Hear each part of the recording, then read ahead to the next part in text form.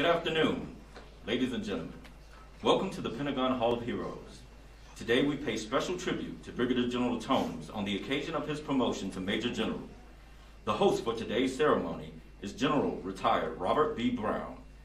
Ladies and gentlemen, please stand for the arrival of the official party and remain standing for the playing of the national anthem and the invocation given by Chaplain Brigadier General Bill Green, Jr., Deputy Chief of Chaplains.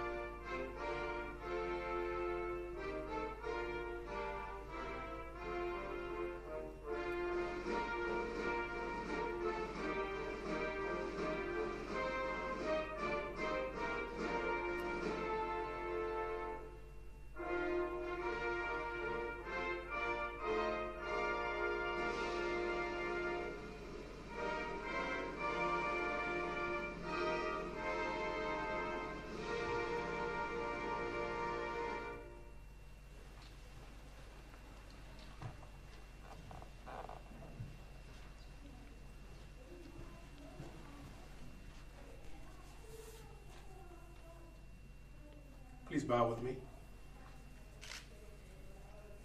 Almighty God, we come into your presence today with joyful hearts and to give thanks to you for the abundance of your blessings and generosity which grows with each passing day. We rejoice as we gather together to celebrate this day's special blessing of promotion for Brigadier General Thoms to Major General. As you have done in days past, keep him pure in heart, clear in mind, strong in purpose, as an engaged and committed leader. As he assumes increased responsibility, bless him to continue to embrace and demonstrate the qualities that have set him apart as a leader. Heavenly Father, we equally express our heartfelt gratitude for his spouse Karen, his son Jack, and his family, fully acknowledging the depth of sacrifices military family members make to support their soldiers' commitment to serve our great nation in defense of freedom. As they share in this accomplishment on this occasion of his promotion, bless this family as he assumes greater levels of responsibility, and we humbly ask that you continue to guide his steps as he honors you and lead those entrusted to his care and compassion. People first, winning matters. Amen.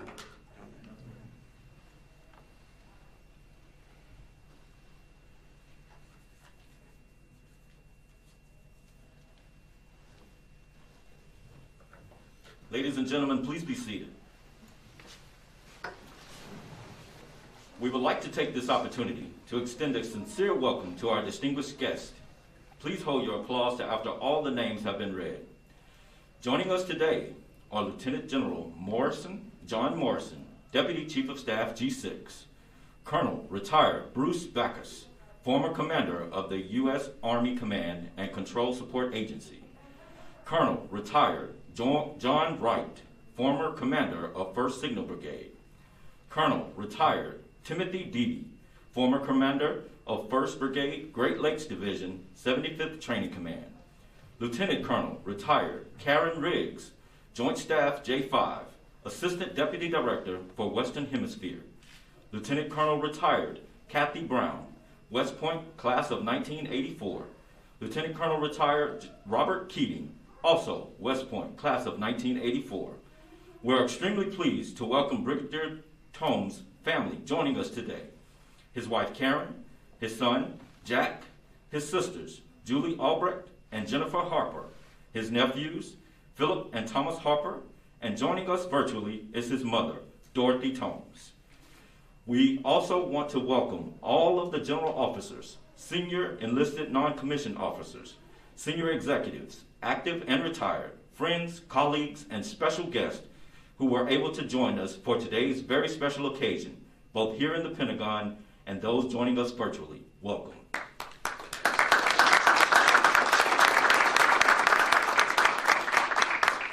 Ladies and gentlemen, our host, General Retired Robert Brown. It's a good thing to be able to speak. You get to take your mask off.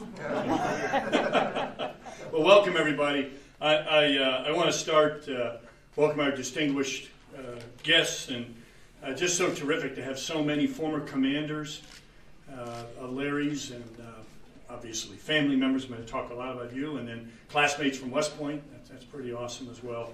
But I want to thank Lieutenant General Morris and John. Thanks for letting me do this. Really something that he should be able to do, but I'm so honored to be up here and be able to preside over this and promote Larry.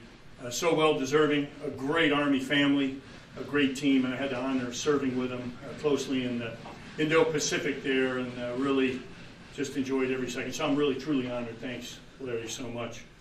Let me start with family. I think that's always most important, because without family, there's no way you could ever accomplish what you want as a soldier, and that support from the family, no doubt about it. So Karen knows a thing or two about supporting soldiers, and they told me the story of how they met, and it goes to prove that not all Pentagon tours are bad. 2003, Larry was coming back to the Pentagon. His first day, he decided he's walking in, decided to stop and get coffee at the DODIG cafeteria, where he would meet Karen, and so he's proclaimed that the best cup of coffee he ever had, and the most important, no doubt about it. But they struck up a friendship there. A couple of years later, would get married, going on 15 years now. Karen retired as a lieutenant colonel. Her last assignment was up at West Point, teaching in English, teaching philosophy, which is quite a challenge for the cadets, I'm sure, just tough. But she had some other tremendous assignments as well. She was, really a testament to her service. She was a signal officer, and she was the first female brigade S6 in 1st Infantry Division. Then Colonel Tom Metz, later Lieutenant General Tom Metz, a great American, great leader, appointed her to that. We're really proud of that. She was the first there in 1st Infantry Division. Also in that DODIG job, when she met Larry, she was doing a big investigation on human trafficking. And that ended up leading to substantial changes and congressional involvement and so forth. And some of the impact she had in her career. And then, quite honestly, no question could have gone on and continued. But with the family and being separated, I think at one point, Larry, you learned how to drive up to West Point from here, which he was teaching up there faster than any human being ever, safely, of course, not speeding. But the separation was pretty tough. So Karen sacrificed her career, a great career, but she could have gone on, but to support the family. And we're all glad you did, because I saw that when I look at how much you did out in the U.S. Army Pacific.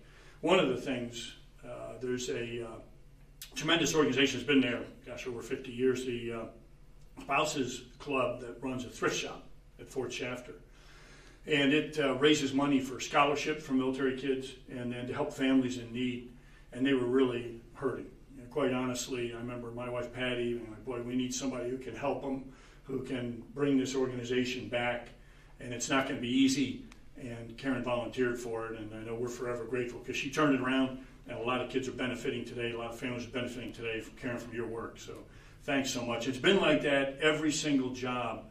When I go through 36 years, I'm not going to go through every job, don't worry, but 36 years of Larry's career, the diverse jobs he's had across the Army, and reserve commands, active, deployed back, but Karen, your support has always been incredible. You've always been one of those individuals that lets the families and the soldiers know how great the Army is, and the Army is one big family. And so thanks for all you've done over the last 15 years and all you did in your 20 years of service as well. But we're just grateful, and thanks so much. How about a round of applause for Karen? I know Larry would be the first to admit he wouldn't be getting this well-deserved promotion. One for Karen and that incredible support. And then Jack, I can't believe, Jack, you've grown like a foot since I saw you last. And every time I saw him when we were neighbors out in Hawaii on Palm Circle there, the historic site, but Jack would be riding some different like hover device or, I don't know, skateboard and different. And I saw him today. I couldn't believe he's grown about a foot. And he's still enjoying, 14 years old, 8th grade. And I would think pretty cool to be in virtual 8th grade. I would have enjoyed that as an 8th grader. I would have put a picture of myself up and gone and play basketball all day or something like that. But Jack's doing great and still has, I guess, has an electric skateboard now, which is pretty neat. Meets up with a group. They go all the way down by the Washington Monument and everything. Apparently Jack has seen much more of D.C. than Karen or Larry with that group, enjoying it. And then he's got remote control cars hobby, unmanned aerial systems. But the coolest is this new simulator you use with a computer. And I think it's the actual joystick and some of the controls for the Air Force jets. And the best part is his favorite jet to fly is the A-10. And for those of you who don't know it, the A-10 supports the Army more than any other aircraft. It's right there. There's times I thought I was going to hit the antennas on my Striker. They were so low and help you so much. So, Jack, that's awesome. And I know your dad promised your private pilot's license is what he told me. It's on the way here. I think maybe 16. It'd be a good age a couple years from now. Come on, Dad, you can do that. No doubt about it. Hey, Dorothy, watching on the feed. Boy, you've got to be proud. We know you wanted to be here. I wish you could be here.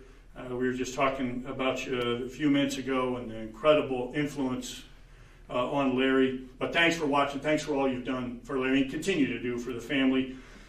Larry's father, Phil, sadly passed away, but I know he's here in spirit, and he was an amazing example as a corporal in the 25th Infantry Division in the Korean War.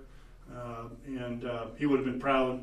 Army, Navy Saturdays, they wore the Tropic Lightning 25th ID uniforms, going back to Wolfhounds from the Korean War, and Phil would have been very proud of that, I'm certain. And then ended up a Command Sergeant Major and also served in the reserves. So, thanks for Phil's service, and I know he's very proudly looking down right now, no doubt, Larry. Larry's the oldest of 3 children. You heard his sisters are here, and it's awesome. Jennifer and Julie, for you guys to be here, and thanks very much, and especially with Jennifer's sons and Larry's nephews, Philip and Thomas. I didn't get to meet you guys. I don't know which one's Philip. There we go. Which one's a baseball player? Both. Superstar baseball players. Great. Thanks for coming. Really appreciate it. It means a lot. It really does mean a ton. And we really appreciate it. And, Jennifer's significant other, Jim Weiss, thanks for being here as well. I know it's not easy to travel today. It's never easy to travel, but certainly not now with COVID. And Julie, again, we thanks so much for being here and all your support to your big brother over the years. No doubt about it. Really appreciate it. Also watching Karen's mom, Larry's mother-in-law, Gloria, in Wisconsin as well. Gloria, thanks for watching and your support over the years, family support, no doubt about it. And then it's also worth noting Karen's father, Charles Kristrup, again, passed away, sadly cannot be with us, but he was a Marine in the Korean War, and we're very proud. So you see this service in this family, unbelievable service, and just makes you proud. A great Army family, as I said in the beginning. And it's because of the support of family and friends, and then those incredible traditions. And thanks for following those. So a huge thank you to the entire family for your amazing support to Larry throughout this journey, and I know he would not want me to shortchange that. So let's talk now about Larry. He's one of the few people, 38 years I served, retired last year. Larry's one of the only ones I can remember I looked up to. Literally, stand up a second. See, it's like, I'm pretty tall, but I had to look up to Larry. And it was pretty tough because he called me Shorty quite a bit. Yeah, but respectfully, of course. But a real honor again for me to be here, and I really enjoyed. It's someone asked me the other day in the last year, have I missed the military? I have not missed the bureaucracy one bit. I do miss the people and folks like Team Thoms are folks that you miss a ton. Just amazing leaders. So Larry grew up in West Allis, Wisconsin, a suburb of Milwaukee. And no surprise, he was on a lot of sports teams, but then he was also a Boy Scout. And again, no surprise, Eagle Scout. one of the greatest predictors of success in life, and here we go.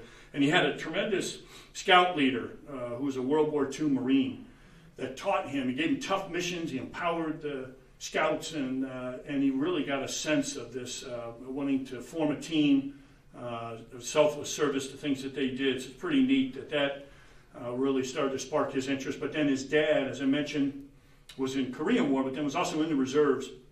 And his dad's example, Larry's dad would always talk about take care of your soldiers and they'll take care of you. And I can assure you he kept that every single day at the top of his list. He also, from his dad, he learned soldiers first, mission always, which if you look today, we talk people first and winning matters. And, it's these themes. The Army is all about people. And Larry is amazing with soldiers. They want to follow him. They follow him anywhere. And he got that from his dad, which is pretty neat, and from scouts, etc. That would lead him to choose West Point in class of 84. Again, I mentioned a few of the members of class 84 here. I think Rich Clark's a classmate, the Special Operations Command commander, and H.R. McMaster, who I just talked to the other day, and AUSA interviewed his new book, H.R. McMaster, a proud classmate, and then a bunch of other proud classmates here. Thanks for being here. That's pretty neat. Class of 84. He also, by the way, later got an MBA and then a master's in strategic studies at the War College, so didn't stop his learning after West Point. Well, I mentioned 36 years, and I'm not going to go through each assignment, but it is amazing. I was really struck with when you look total Army, active Guard, and Reserve, we're a team. But I see a huge advantage in the Reserve here in the breadth and depth of assignments.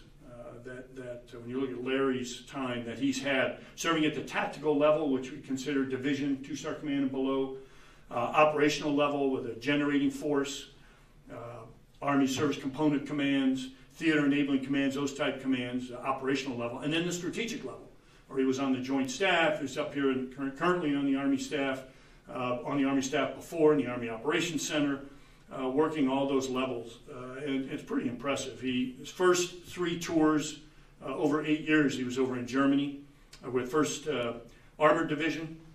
He would participate in Desert Shield, Desert Storm, and also with 7th Corps. So a great background there back in the Cold War era, and there's only a few of us in the room that can remember those times. They're old enough to remember, but pretty amazing times. He also served in a variety of assignments from the U.S. Army Reserve Training Division, being the G6, XO, the Basic Training Battalion, institutional side, learning that side of the Army, really terrific. Operations Center, Army Operations Center network officer. It's like the TOC for the entire Army, the Network Operations Army. It was a very high-pressure job, I'm certain. He learned a ton. As I mentioned, Joint Staff, but he was Enterprise Systems Officer in the Joint Staff. He was a battalion commander of a Signal Training Battalion. Again, kind of back and forth in different levels, and just incredible. And then Chief of Staff deployed Signal Command in Southwest Asia, over in Kuwait, supporting Iraq, Afghanistan, and really the whole Middle East there. He was also Brigade Commander of a Mission Command CPX Brigade, kind of like our 1st Army does, training other units. And then another Chief of Staff job with Signal Command, and 2 critical regional signal commands, and one over in Arsent, G6, the 335th Signal Command, and then where I was very proud to get to serve with Larry, 311th Signal Command. And I can tell you, I saw firsthand Larry's incredible accomplishments. We really were in a time, you command 311th Signal. For those of you who don't know, they have half of the Earth's surface they're responsible for. This is not a tiny organization. They're spread out everywhere. And they're absolutely key. It's not just Army communications, something I had no idea before I got out to the Pacific years ago, but really the Navy ships can't even talk to each other if 311 Signal isn't doing their job. There are 24 soldiers on Okinawa that enable the Navy to talk. The Marines can't talk, Air Force, and certainly, obviously, the Army. So, I mean, this is a key command all over, spreading from Alaska, really some to do with 1st Corps and Washington State, but mostly and Okinawa, other parts of Japan, Korea, Guam, some involvement even in Saipan, etc., for all those key events that occur out there. And a few years ago, if you remember, it seems like forever now, but we had tensions were at, I would consider an all-time high with North Korea. And it looked like, in my 30 plus years in the Pacific, it looked like the closest we were to potentially conflict. And thank God we did not, but we were close. And so our job was to prepare all these units in Korea, Japan, and units coming over to make sure they were prepared. And I relied on Larry. He had the toughest assignments. There were things we knew the units needed. Why didn't they have them? Well, you put your priority where folks are in combat, Iraq, Afghanistan. If something happens in Korea, we'll build up, we'll correct it. Sure enough, we'll work on it, and that's what Larry did. Dozens of critical things that were needed across the theater, and he ensured just unbelievable support and ability for folks to do their missions. Very confident. When I looked at all the things we needed that were in Larry's area of responsibility, I was able to tell the Chief of Staff of the Army, the Secretary of Defense, Indo-PACOM Commander, all those folks, we are ready. We can do the mission because of what Larry and his team did. And I tell you, I never tracked it. Maybe you did, Larry, but I know he put at least 1 million miles in the air traveling around the Pacific there. I know he was gone a ton. Karen and Jack, all the time. He was gone on the road because he was all over the place. He had to be. But we just can't thank him enough, all that he did to prepare units and get them ready. And so when you look, Larry's leadership really shined in the toughest situations possible, where it mattered the most. And he really did internalize that ability I talked about earlier, soldiers first, and accomplish the mission. I saw it over and over again. Now, and while he's doing all this, all of you here know, not just an amazing leader, but a great person. Larry's a guy you want to be friends with, Larry. He's just a great person, a great father, a great husband, great leader. And what a great choice by the Army to promote him to 2-star. And that's based a little bit on what he did in the past. It's based more on his potential of what he'll do. He's doing great work as deputy G6 for General Morrison over there in our Army, but it's really based on what he's going to do in the future, his potential the most. And I'm certain he's going to do amazing things to keep helping our Army, our soldiers, our families, helping us in the future to ensure we don't have to go to war. But if we do, God forbid if we do, we're ready, and folks will be ready because of leaders like Larry, no doubt about it. So it's a very well-deserved promotion.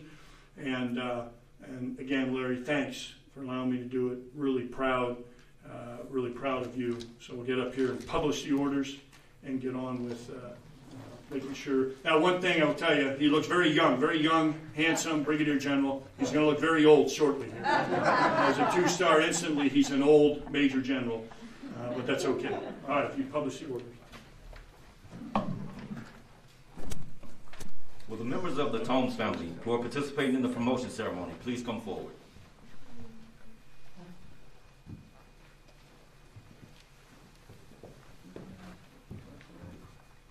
You can see there's no height gene in our Please remain seated while the promotion order is read. Attention to orders. The President of the United States has reposed special trust and confidence in the patriotism, valor, fidelity, and abilities of Lawrence F. Thoms. In view of these qualities and demonstrated potential for increased responsibility, he is therefore authorized and directed to wear the 2-star insignia of Major General by the authority of the Secretary of Defense. At this time, Brigadier Thomas's wife, Karen, son Jack, and nephews Philip and Thomas Harper will attach Major General Thomas's new rank insignia.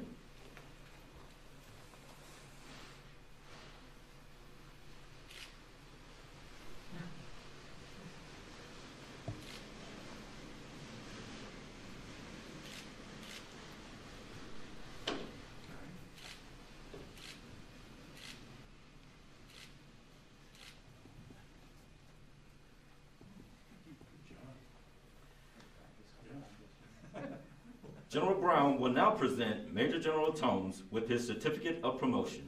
I think we can applaud.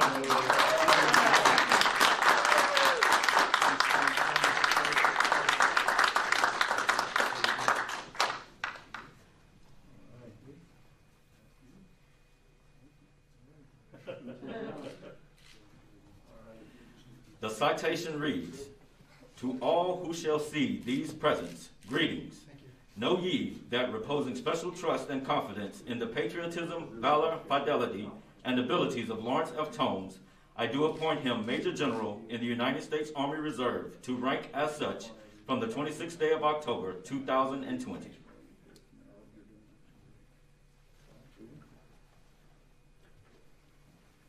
Thank you, family members. Please be seated.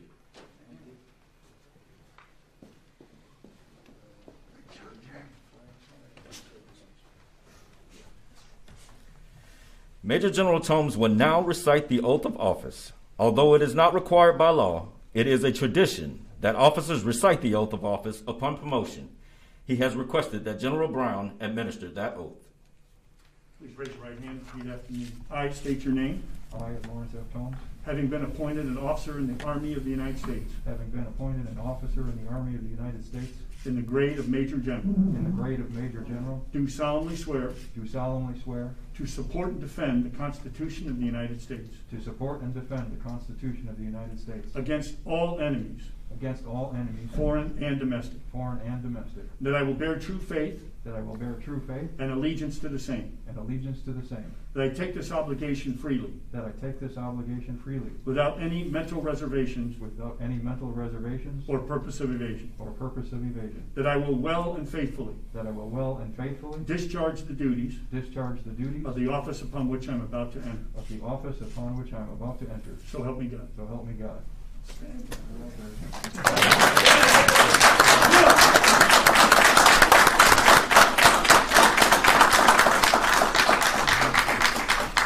Thank you, General Brown. Ladies and gentlemen, Major General Thoms will now be presented his two-star General Officer flag. At this time, Sergeant Major Tracy Barlogio and Sergeant Major Jack Nichols will present Major General Thoms his two-star General Officer flag. The General Stars are the oldest rank insignia still in use by our armed forces. When our Army was founded in 1775, the Continental Congress commissioned George Washington as the General and Commander-in-Chief. He, along with his Major and Brigadier Generals, wore distinctive colored sashes to show their ranks. It was worn across the breast, between his coat and waist. A few years later, the stars replaced the sash as General Officer insignia.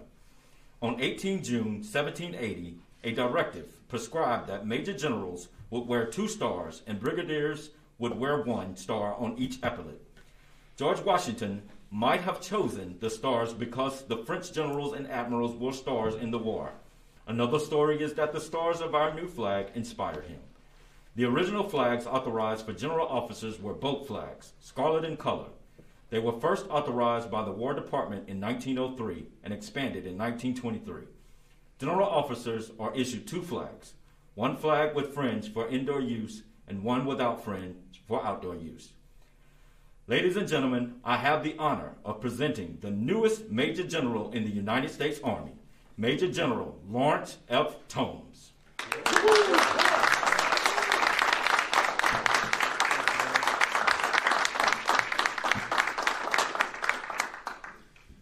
All right. Well, thanks everybody for coming today. What a great day. As General Brown mentioned, I hope everybody was able to see the Army-Navy game on Saturday. First shutout in 51 years. Lots of celebrating going on in the Army side of the building today, not so much on the Navy. But, General Brown, thanks so much for taking time to preside over this promotion ceremony. It was really a tremendous honor to serve alongside you in the U.S. Army Pacific. It was great to serve there. Totally unexpected, a great assignment, but the challenges that popped up while we were there, I think really highlighted the national and international focus that we have over there. We put in a lot of long hours, but the teamwork really was amazing. We were able to make really lasting improvements still going on today. We're still getting briefings on the continued progress towards better operations in communications and cybersecurity, other areas. But I have to say, sir, even with all the operational focus that we had in that time over there, I don't think I've ever competed as hard in any operation or in any sport as we did we played multi-domain dodgeball, and archery tag, and all the other team-building sports events that you put together to get the staff out of the office and working together, running around on Palm Circle. And honestly, I'm absolutely certain that reports of our multi-domain dodgeball competition that's what walked Kim Jong-un off the ledge, right? He said, "I don't need to deal with this. Those guys are ready to roll." And you'll have to Google. There's actually Flickr pictures out there, sure, of us playing multi-domain dodgeball, the indoor session. General Morrison, thank you for joining us today, and really thanks for the opportunity to continue to contribute to this wonderful Army and great nation. I am absolutely proud to serve with you again. It was wonderful serving under you when you were the NETCOM commander, and I'm proud to continue to be your teammate as we work together to continue to provide the tools to commanders and soldiers to be able to do the jobs they need to do. Chaplain Bill Green, thank you so much again for joining us today. It's like old home week here. Bill is the Deputy Chief of Chaplains for the Army. And I'm proud to have also served with him when he was the chaplain for the U.S. Army Pacific, where we work for General Brown. Bill he's a terrific teammate. He's everything you'd want in a chaplain, and really helped our signal soldiers and families through some challenging personal times. And I thank you for your friendship. Sergeant Major Tracy Barlogio and Sergeant Major Jack Nichols, thanks for being here today, and I'm so pleased to be able to serve alongside with you. Tracy was my command sergeant major for about 3 years in Hawaii, and we traveled a ton together as General Brown. I never did get an accurate count of the miles, the polar route and all that other stuff, but I tallied up the days, and I think in 3 years I had 350 nights spent away from home. So that's basically a year deployment in a 3-year tour, which is pretty rough on family. And Tracy was there. He was my family when we weren't on Palm Circle. And Jack Nichols is our Army G6 Sergeant Major, terrific leader, taking care of families and soldiers, and I think we'll hear more good news from him at some point later on here. I don't know if it's official yet, so I won't say anything. But Tracy and Jack, they represent the best of our non-commissioned officer corps, and they focus on junior leaders, guiding senior leaders like me, and taking care of our families. That's what we need our NCOs to help with. And I specifically asked these two amazing sergeants major to be part of the ceremony today. As General Brown said, to represent the spirit of my father, Phil Thoms, who was drafted into the Korean War in 1951, made corporal 2 or 3 times, I understand, his story.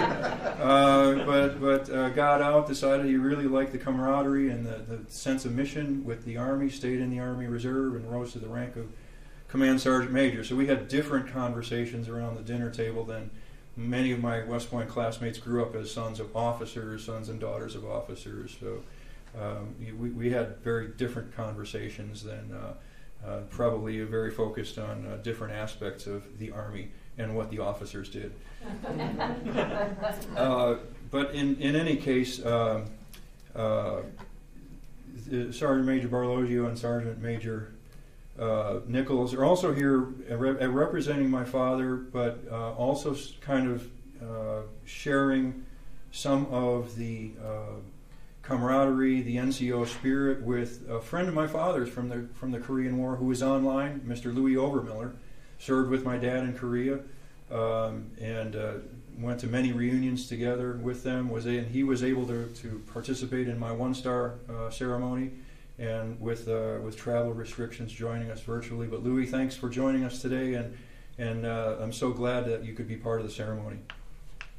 Thank you to the G6 team, all the folks that made this, as anybody knows that has had to run an event. Making an event like this seems simple and smooth. It takes a lot of hard work and preparation, and the G6 team really outdid themselves to put this one together for me and my family. And a special thank you to the West Point class of 1984. I know a bunch emailed me and said they would be online watching the ceremony. Normally we have a big shindig if a member of the class gets a big promotion or a change of command or whatever it is. A little different world these days. But I do know that there are a bunch watching, and here today I have my roommate and best man from our wedding, Bob Keating, joining us. Bob, so thanks for coming here today.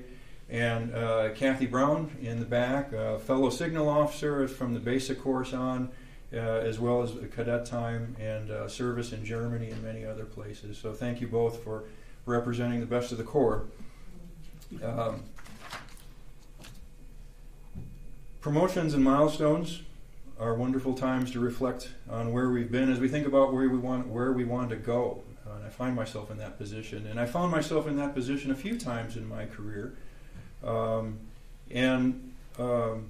always fall back to some of the leaders that I've had the honor to serve under. So I'd like to share with you all today some of the thoughts and experience that I've gained through the selfless service and pure leadership of folks that I've worked with in the past. Because the reason that I'm standing in front of you today as a Major General isn't because like I figured out how to work harder and faster and stronger and smarter than anybody else, but it's because I had the terrific fortune of working for a lot of great leaders who showed me how to be better and pushed me out of my comfort zone and gave me the tools and the leeway to do what I thought needed to be done. There are a lot certainly along the way that have helped me, but in particular I'm going to talk about three folks here today who I was thinking about it before the ceremony, and I don't think that I have seen in person any of them since the last time that I worked for them. And the first one is John Wright, who was Captain John Wright at the time. I showed up in Germany, fresh out of the officer basic course, thinking I knew everything there was to know about signal communications. And what John taught me, if I can kind of distill it, he taught me a lot of things. I learned more from John in the 5 months that I worked for him than I did for any other company commander, and I think I had about 8 company commanders or 10 in my time as a lieutenant. But leaders enforce standards, and leaders go where the battle is. So I reported in to the company on a Thursday afternoon. It was before a long weekend. I showed up in the battalion. The adjutant said, "Oh, hey, Larry, your unit is out actually here in Heilbronn. Your unit is about 50 miles away in a little town called Kreilsheim." I said, "Well, how do I get there?" And she said, "Well, we'll figure that out over the weekend because it's a long weekend and there's nothing going to be going on anyway. So we'll just call out to the company commander and ask him if it's okay if you just stay here and then you can in process Tuesday morning." And I said, "Okay, sounds like a good plan to me, right?" So she called him up and she handed me the phone. He said, "I'll be up there in 45 minutes to pick you up and bring you back to the unit. Have your gear ready to go." "Yes, sir." And here we go. And that was the start of really a terrific learning experience at the height of the Cold War in Germany, where it really, as a signal unit, all of our stuff was mounted on trucks. If you couldn't get your truck out of the motor pool, you didn't bring anything to the fight. And one of the things that the other lieutenants told me he would do was, and I thought I was going to get ahead of him on this, he'd walk down to the motor pool at night after everybody else had gone home, unlock the gate, take his flashlight out, and walk along the line of the vehicles and generators, because they're all parked in a nice row. And he'd be looking for unlocked steering wheels, oil drips underneath the trucks, gas tanks that weren't full. This was the deuce and half era where you could just unscrew the cap and look down inside. And unlocked doors, tires with low air pressure, right? All the little things that keep a vehicle from being ready to roll. And then he would call us in, and we'd find out at about 3 o'clock in the morning. We'd get a phone call that said, "Meet me in the motor pool in an hour." And then he would conduct a little officer professional development session at 4 o'clock in the morning, walking up and down the truck saying, "This needs to be fixed, you didn't take care of that, you missed that, and you're not ready to roll out the gate." But it was a formative lesson because what it taught me and the other lieutenants, was you got to enforce standards, and not just in the military aspect, not just in like marksmanship or tactics. It's all the pieces that fit together to enable you to do your mission. He also taught me on the first exercise we went on, leaders go where the battle is. And I'm thinking the battle's where the fighting is. He said, no, there's fights going on all around you. Maintenance is a fight. That's why we walk through the motor pool, because if you're not winning the motor pool fight, you can't win the other fight. If you're not winning the fight to have equipment that keeps soldiers warm out in the woods, and this was a winter reforger in February, you're going to lose your force. So you got to take care of them. So the battle is get up there, figure out what the problem is, and help fix the problem, or get the right people engaged in it. That was a eye-opening experience, tremendously formative, and I still think back to those days many times as I'm trying to figure out what's the right thing to do. Leader goes where the battle is. I know where to go. So thank you, sir. Really appreciate it, and it was just an amazing experience working for you. Tim Deedy, Colonel retired. He was a battalion commander of Basic Training Battalion in Milwaukee. And I was a new field grade officer, so big shift in responsibilities from being a lieutenant and captain. Suddenly you're working at battalion and brigade level, or maybe on a division staff. And I was assigned as his executive officer. We were both new to the battalion. I actually showed up a little bit before he did. And we had the change of command ceremony, and the brigade commander was there, and all the hoopla died down, and the brigade commander said, okay, you two come on inside, I need to share a few things with you. And I hadn't even met the brigade commander before, so it was my first time meeting him, and he had a reputation being a pretty standards-driven guy. And he said, okay, guy named Pete Pachowski. So if any of my 84th Division alumni are online, Colonel Pete Pachowski, an amazing leader. He said, the good news is that you're both new and energized, and we selected you for this job. The bad news is that the reason we selected you is that I have 5 battalions in my brigade, and your battalion is the worst of the 5. So I suggest you get to work, right? And I think Tim and I kind of looked at each other, thought, what did we get ourselves into? And then we got to work. But the good news for me is, as a young field grade officer, I'm focused at company and platoon. I'm trying to get up at a higher level. He had the right personality and training to do what was essentially a turnaround of a unit. Got an MBA from the University of Chicago, thinks outside the box, different kinds of tools, different ways to view problems. Brought some really terrific insights into why don't we build our own systems or modify the systems we have. You can do that? Well, that was a big eye-opener for me. Hey, we can take control of our own destiny. But more importantly, the reason we wanted to do that was to give our subordinate leaders the tools they needed, because that was a large part of what we were trying to work through, was the other leaders hadn't been empowered to do what they needed to do. So we built tools, and then we built a strategy based on people and leadership, talent management, much of what we're trying to do in the Army these days. How do we get the right people into the right jobs, doing the right missions for the Army? But with a lot of hard work and focusing on that plan, a lot of people-level engagement, we did. By the time we departed the unit, after about 3 years, we had the top battalion in the brigade, and I'm proud to say that, and I tell people that, and I still occasionally hear word back from soldiers from that battalion and talk about those days. The next step, I spent most of my career up until I had about 18 years in, and I thought, OIF was on the horizon, and I thought, you know what, I know how this goes. A lot of people thought we know how this goes, because I was in Desert Storm, and I think I'm going to volunteer for a tour as an IT guy, because we never have enough of those, and they'll take all the active duty folks and send them overseas. Somebody needs to backfill them. I'll do that as my last hurrah before I hit 20 years and retire, right? Sort of give one last shot. So I asked around, and I heard I had a coworker that was in the Pentagon, and he said, "Send me your resume." Okay. And a day later, he called back and said, "Hey, my boss wants you to come up here." And I said, "Well, who's he?" He said, "His name's Bruce Backus. He runs the Command and Control Support Agency, and we provide comms to the Army Operations Center." And so there I was, kind of senior major. Never been exposed to anything outside of a division or below, battalion, brigade. And I came to the Pentagon to augment the assigned staff, because as you imagine, we had a lot of missions going on then. And I started out working as the night shift network operations officer for the whole Army Operations Center, which was a ton of fun.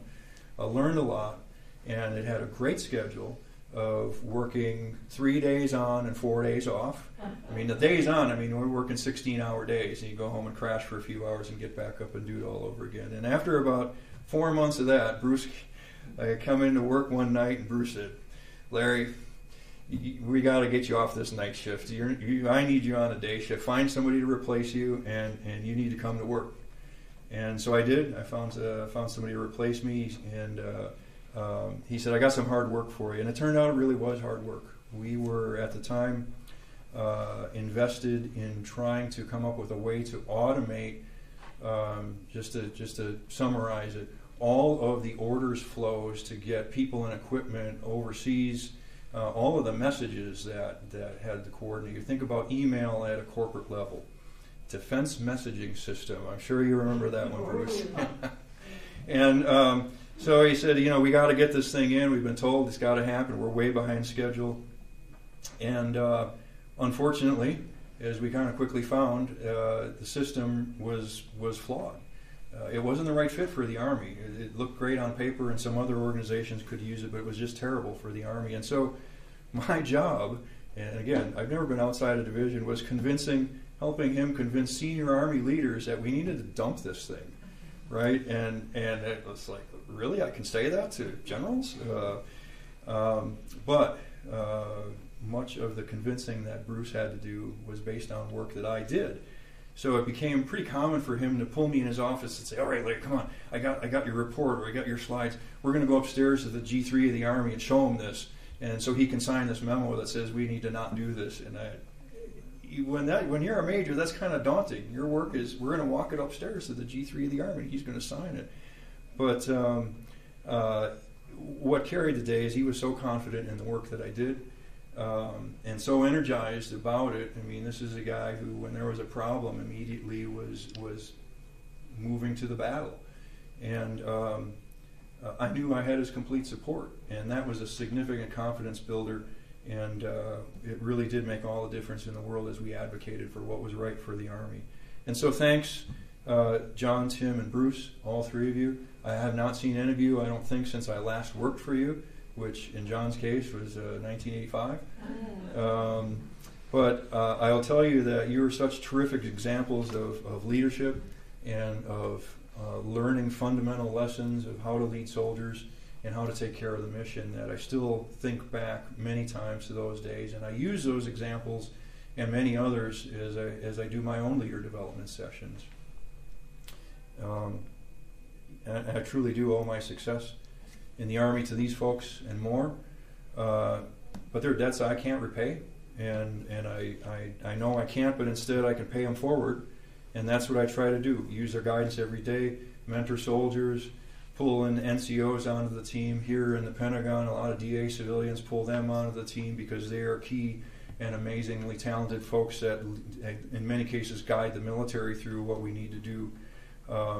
And they've showed me how to look at the world through different lenses, and they've pulled me out of my comfort zone and taught me to be comfortable not being comfortable, if that makes any sense at all. But that really, if anything, what I can point my finger to is knowing and seeing great work and great leaders at work in action, and modeling them and trying to uphold the standards that they have instilled. My sisters Julie and Jennifer are here today, and along with my nephews Philip and Thomas. And Julie and Jennifer, I'd like to present you with flowers, if we can do that. And so the flowers, of course, they represent all the love and commitment you've shared with us over the years. Just cannot think of all the, I started trying to make a list and I ran out of paper, but of all the things that you all have done for us, just to keep the family bond strong, let us know that we are welcome, doing all kinds of crazy little tasks that need to be done for us, and just being part of the family. Thank you so much for being here today. I love you both dearly, and I'm so glad that you are my sisters. General Brown mentioned my mom, Dorothy. Hi, Mom. Out in West Allis, Wisconsin, in the same house that I grew up in. Mom, thanks for all you do and for always being there for me. And now, with my own family, thanks for being there for Karen and Jack as well.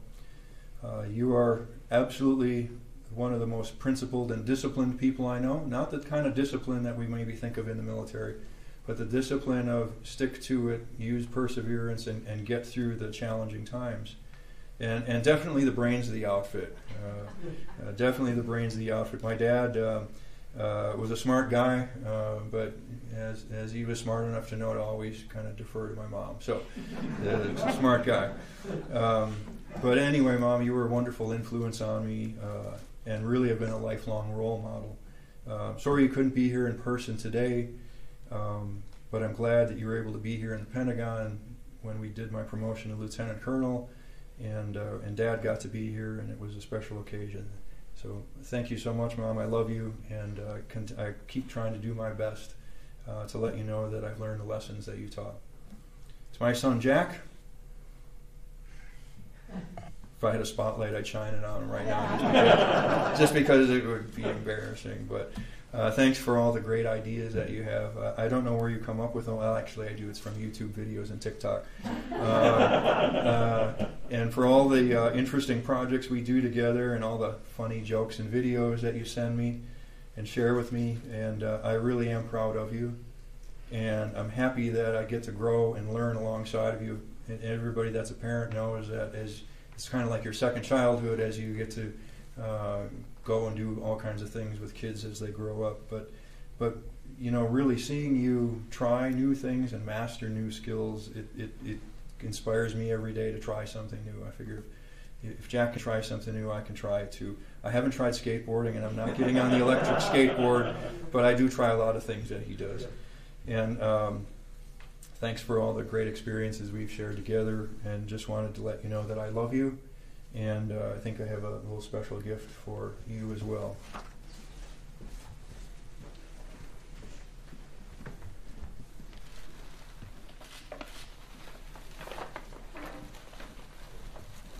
We'll let you think about it, but is he going to open it? It's something you can only get in the Pentagon, as far as I know.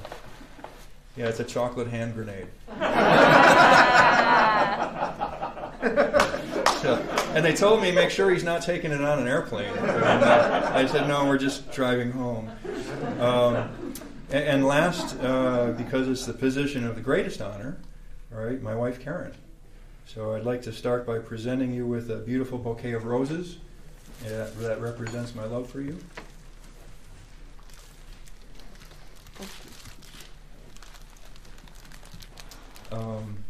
You really do amaze me every day. I don't know how you do it. Marrying you was clearly I clearly married up, sir. Just to let you know. But marrying you was the best decision that I ever made, and I've never doubted it even for a second. You're a great mom and just a wonderful, caring person, as anybody knows who's met you. And I'm really proud of who you are and that you chose me as your husband. So just wanted to tell you that I love you. And would you mind joining me up here? I have a gift for you as well, but I'm going to have to present it to you up here.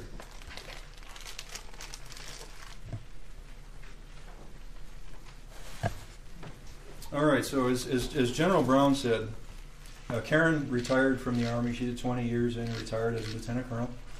And everybody in the military knows that the spouse is the number one in the house, right? They're the one that keeps everything running smoothly. When you're at work, you're in charge, but when you come home, you're the supporting cast, okay? But now that I'm a 2-star general, and she's a lieutenant colonel, I want to make it very clear that she still outranks me, right? So she's still the boss. But how do you show somebody that they're the boss over a 2-star general? Well, the Army has this program called brevet promotions. Brevet promotions aren't used very often, and they actually go back quite a ways. They're fairly common in the Civil War. But it means that an officer has been selected for temporary promotion at a higher level in a critical position. And so what I'm going to do right now is make Karen a brevet lieutenant general. Because lieutenant generals wear 3 stars, right? And so, I mean, there's not too many folks in uniform that outrank 2 stars, 3 stars, and 4 stars, right? But to make you a 3-star a lieutenant general, you need a set of 3 stars. So that's what I'm going to present you with. But the big difference with your 3 stars is that as opposed to the Army's ones, these ones came from Tiffany. So I will let you unwrap that. And it costs a lot more too. But they're worth it. She's worth it. She's worth it.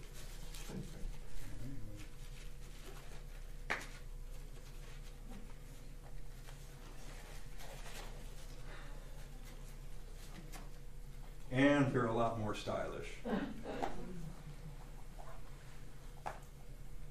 Because they're actually starfish. Which I thought was wonderful with the Hawaii theme.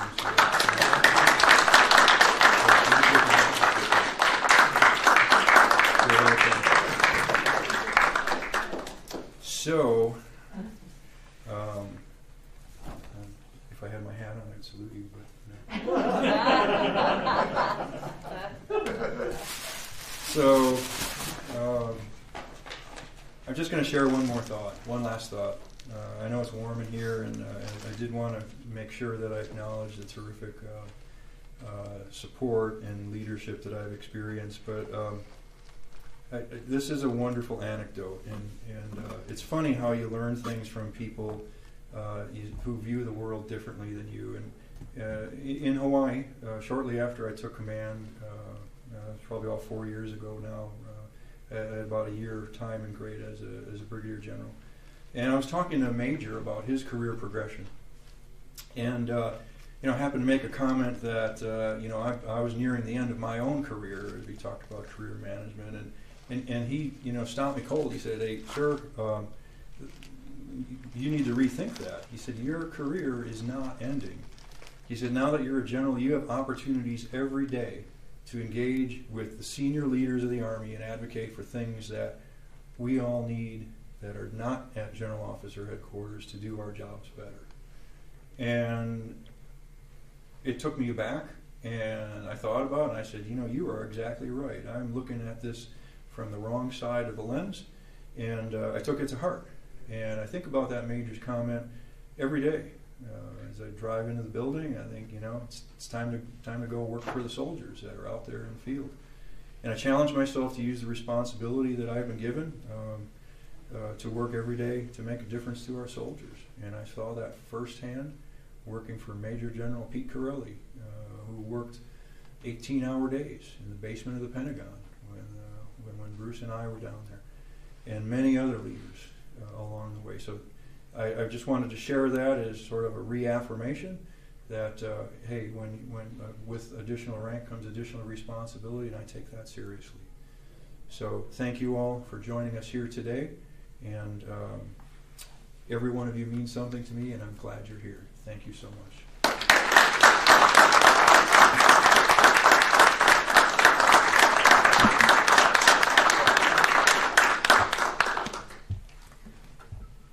General Brown, join back on stage. Ladies and gentlemen, please stand for the benediction by Chaplain Green and remain standing for the playing of the Army song. The words are printed on the back of your programs for reference.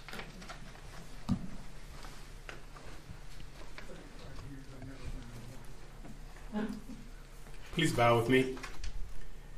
Lord, thank you for Major General Thoms' promotion and the opportunities afforded him and his family to continue serving our great nation.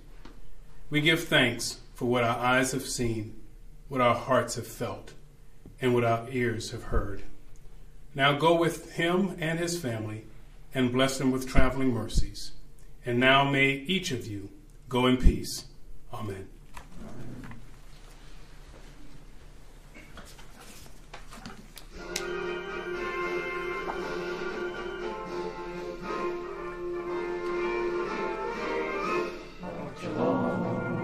Sing a song, we're the army of the free.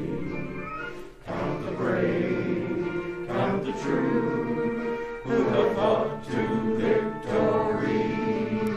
We're the army and proud of our name. We're the army and proudly proclaim. First to fight for the right and to build the nation's might. And the army goes rolling along. Proud of all we have done, fighting till the battle's won, and the army goes rolling along. And it's high, high, hey, the army's on its way. Count off the cadence loud and strong. For wherever we go, you will always know that the army goes rolling along. Beat Air Force.